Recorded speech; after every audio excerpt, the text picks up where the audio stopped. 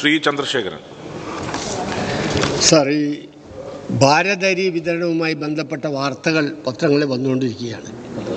ഈ ഭാരതരി വിതരണവുമായി ബന്ധപ്പെട്ട കാര്യങ്ങളെ സംസ്ഥാന ഗവൺമെൻറ്റിനോ സിവിൽ സപ്ലൈസ് കോർപ്പറേഷനോ വല്ല ഉത്തരവാദിത്വമുണ്ടോ? ഈ അരി വിതരണം ചെയ്യാനുള്ള സംവിധാനം എന്താണ്? എങ്ങനെയാണ് ഇത് തീരുമാനിച്ചിരിക്കുന്നത് എന്നറിയാനുള്ള താല്പര്യമാണുള്ളത്.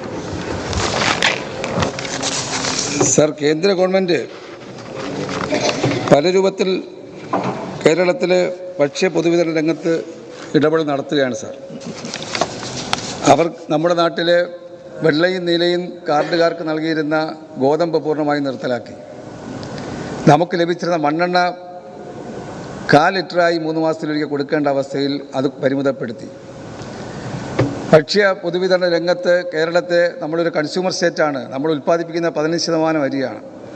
എന്നാൽ നമുക്കാവശ്യമായ അരി വർദ്ധിപ്പിച്ച് നൽകണമെന്നുള്ള, നമുക്ക് മുമ്പുണ്ടായിരുന്ന പുനഃസ്ഥാപിക്കണമെന്നുള്ള ആവശ്യം ഈ സഭ തന്നെ കേന്ദ്ര ഗവൺമെൻറ്റിനോട് ആവശ്യപ്പെട്ടതാണ്. അതിനോട് പോലും ഒരു അനുകൂല നിലപാട് സ്വീകരിച്ചില്ല. 1 കിലോ അരി പോലും ഈ കഴിഞ്ഞ 8 വർഷത്തിനുള്ളിൽ വർദ്ധിപ്പിച്ച് നൽകാൻ കേന്ദ്രം തയ്യാറായിട്ടില്ല. എന്നാൽ കേരളത്തിൽ ഫലപ്രദമായ മാർക്കറ്റ് ഇൻ്റർവെൻഷൻ നടത്തുന്ന ഒരു സംസ്ഥാനമാണ്. നമ്മൾ കാലാകാലങ്ങളിൽ FCIയിൽ നിന്ന് ലേലത്തിൽ OMS സ്കീം അനുസരിച്ച് FCIയിൽ നിന്ന് ലേലത്തിൽ എടുത്ത് ആ അരി കേരളത്തിലെ സപ്ലൈകോയിലൂടെ 24 രൂപ നിരക്കിൽ നൽകുന്ന ഒരു നിലപാടാണ് കേരളം സ്വീകരിച്ചത്.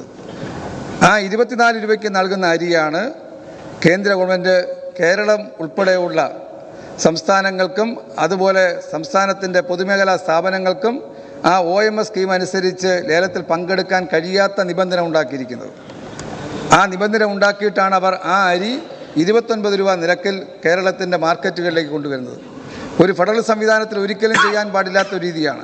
കേരളത്തിൽ 14,000-ലധികം കടകൾ എല്ലാ ഗ്രാമങ്ങളിലും ഉള്ളപ്പോൾ, ഫലപ്രദമായിട്ടുള്ള പൊതുവിതരണ സംവിധാനമുള്ളപ്പോൾ, അതിലൂടെ നൽകുന്നതിന് പകരം നേരിട്ട് മാർക്കറ്റിൽ ചെറിയ കച്ചവടക്കാർ കൊണ്ടുപോകുന്നത് പോലെ കേന്ദ്ര ഗവൺമെൻറ് നേരിട്ട് നാട്ടുമ്പുറങ്ങളിലും നഗരങ്ങളിലെയും മാർക്കറ്റുകളിലേക്ക് കൊണ്ടുപോയി അങ്ങനെ ഭക്ഷ്യധാന്യം വിതരണം ചെയ്യുന്ന ഒരവസ്ഥ സ്വീകരിച്ചിരിക്കുകയാണ്. ഇതൊരിക്കലും പ്രതീക്ഷിച്ചതല്ല. ഇത് തന്നെ കേരളത്തിലെ ഗവൺമെൻറ് ഏജൻസിയിലൂടെ സപ്ലൈകോയിലൂടെയാണ് നൽകിയിരുന്നെങ്കിൽ നമുക്ക് 25 രൂപ നിരക്കിൽ കൊടുക്കാൻ കഴിയുമായിരുന്നു.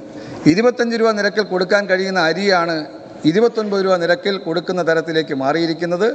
ഇത് കേന്ദ്ര ഗവൺമെൻറ് രാഷ്ട്രീയമായിട്ടാണോ ഇത്തരം നിലപാടുകൾ സ്വീകരിക്കുന്നത് എന്ന് സംശയിക്കേണ്ടിയിരിക്കുന്നു സാർ.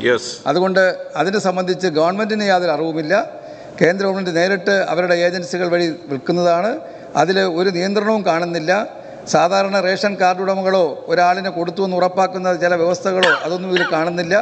അതുകൊണ്ട് അത്തരം വിഷയത്തെ സംബന്ധിച്ച് കേന്ദ്ര ഗവൺമെൻറ്റിൻ്റെ ശ്രദ്ധയിൽ പുനഃപരിശോധിക്കണമെന്നുള്ള ആവശ്യം ഞാൻ പെടുത്തിയിട്ടുണ്ട്.